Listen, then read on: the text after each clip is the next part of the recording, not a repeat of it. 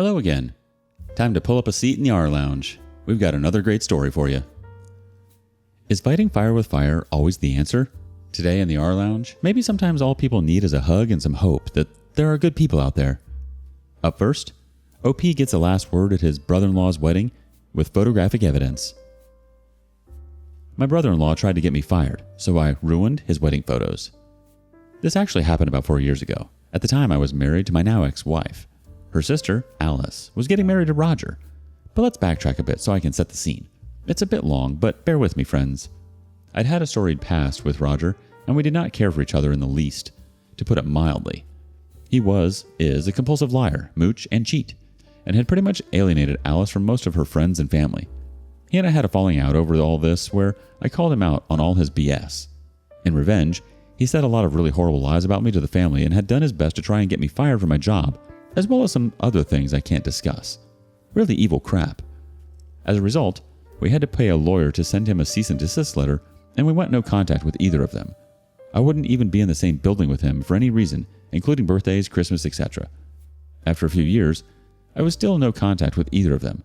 My wife would talk to her sister occasionally, which didn't really bother me. But I came under a lot of pressure from my in-laws to normalize things somewhat.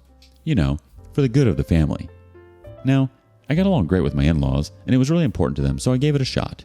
I would basically be at an event with them, but wouldn't socialize or engage with either of them. A few months later, they announced their engagement and began planning the wedding.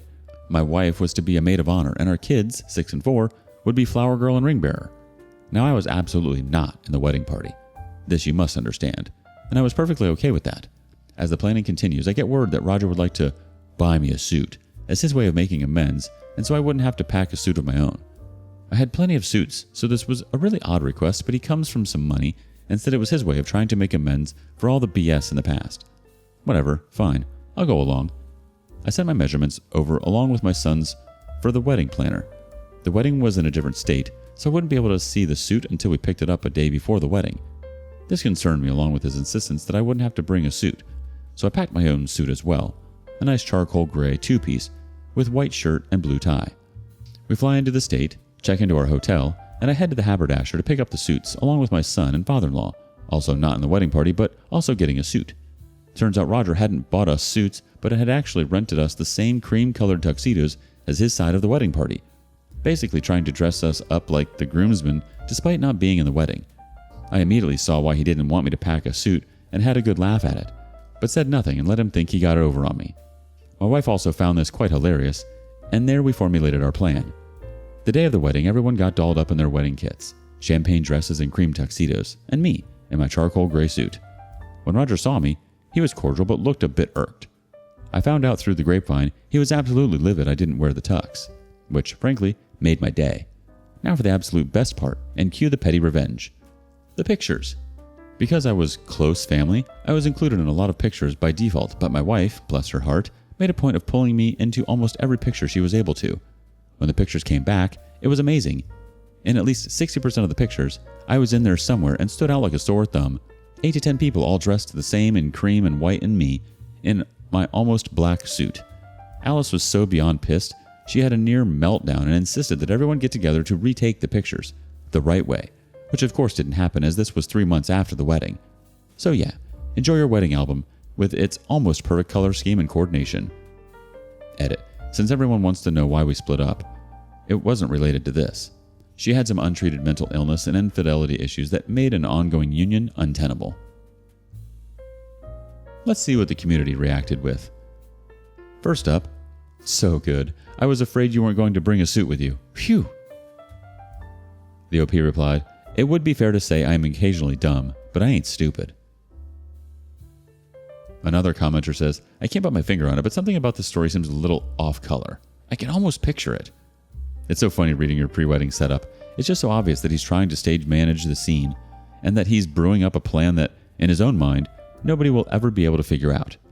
Too smart by half, as my dear grandmother would say. The next person says, I thought you were going to say it was some hideous purple velvet suit or something. Good thing you brought an extra, just in case. The OP replies, now that I might have worn. This is some juicy revenge, OP, and frankly, I don't think it's petty at all. I think he had it coming. Clearly his intentions weren't pure. I honestly thought that he maybe didn't get you a suit at all and would have left you suitless and struggling to find something to wear at the wedding. But you outsmarted them all. Joke's on him. You will not be controlled. Moreover, sorry to hear things didn't work out with your wife. Hope you're doing okay, OP. Here's to the healing journey. Have you ever caught wind of someone trying to pull a fast one on you? How did you handle the situation? What did you do to turn it around on them? Let us know in the comments below. Meanwhile, next up, the kids aren't all right. Allow your kids to scream all day, every day? It's time for some revenge. When I moved into my house almost 4 years ago, I quickly realized that my one neighbor was going to be a problem. This was because their oldest child, who was 6 at the time, climbed over my fence while I was in my backyard on day 2 of living there. He told me that I was on his property and I had to get out. Thinking that he just didn't understand how things worked due to his age, I kindly explained that on the other side of the fence was his parents' property. On the side of the fence we were on was my property. I also told him that the fence was actually mine, and he is not allowed to climb on it or come into my yard without permission. He then screamed at me, "F you C-word." I was in shock. I immediately said that I was going to talk to his parents, and he ran back to his yard. When I spoke to his parents, who only lived in their house for a month previous to this incident, they claimed there was nothing they could do about their kid's behavior. This was just the start. The oldest child did the exact same thing to everyone else in our neighborhood. He then would sneak into the yards in our neighborhood with other children and assault them. He regularly would beat his younger brothers, who would scream in pain.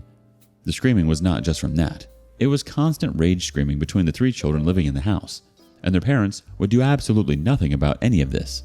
It was so loud that I could clearly hear it when I was working in my office in my basement. This basement has soundproof insulation. The people in my neighborhood couldn't take it anymore, and everyone asked them at different times to calm the kids' noise. The parents said, in all seriousness, that there was nothing they were going to do. Kids are kids after all. So that is when I thought, why not give them a little payback? So I found music playlists that were specifically to induce anxiety and stress. Spotify has a wonderful collection of these. When the screaming would start, I would go to my backyard with a loud portable speaker and play it at a level during times that is acceptable by city ordinance. It worked like a charm. By the middle of the first song comes the whining. With the second comes the shrill screams of, "I don't like this." By the third, they run into the house. So in other words, within 15 minutes they now stop. After I figured out that this works, I told everyone in my neighborhood.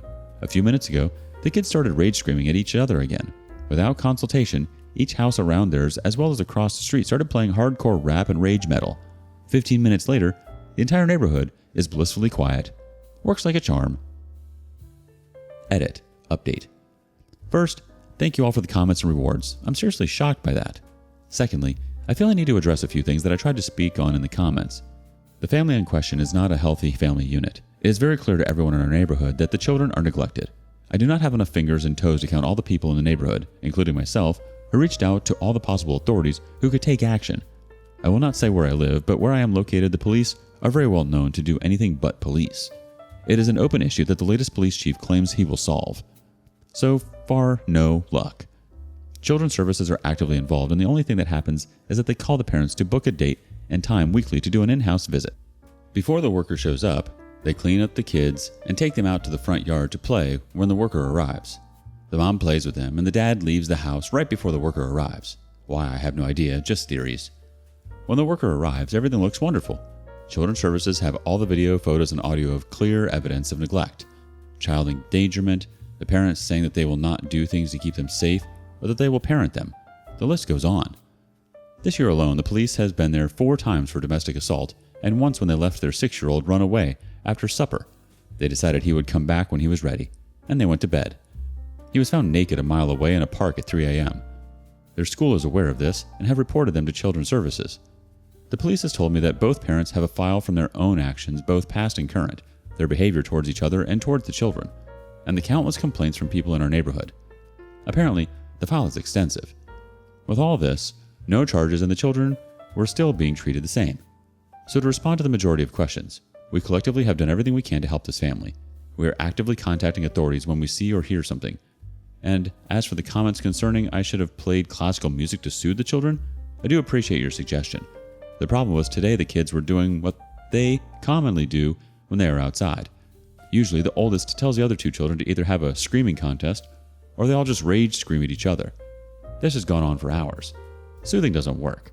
Asking the parents for them to quiet down doesn't work. and calling the authorities, including by law for noise complaints, does not work. It has been 4 years of this, and I thought of this solution when my husband was drilling into metal recently. The kids hated the sound and went inside. Tried it with the anxiety playlist, and it worked. Told the neighbors, and they do it too. It is amazing how this is actually working. The kids quickly shut up. If the parents aren't willing to parent, something has to be done. This is the only thing that has worked, and thank God it is. That's actually quite sad to hear, OP. The kids are obviously acting out for attention because they're being neglected. That's really unfortunate to hear. Perhaps playing that music isn't actually helping them and it is making it worse. I wonder if it would be useful to actually try to show warmth to the children. What if you would engage in play in some way without being weird and awkward? That's a tough situation. What would you do? Thank you for following along today in rLounge. Before you go, be sure to like and subscribe and hit that notification bell. If you have something you want to share regarding today's content, we want to hear it. Bye for now.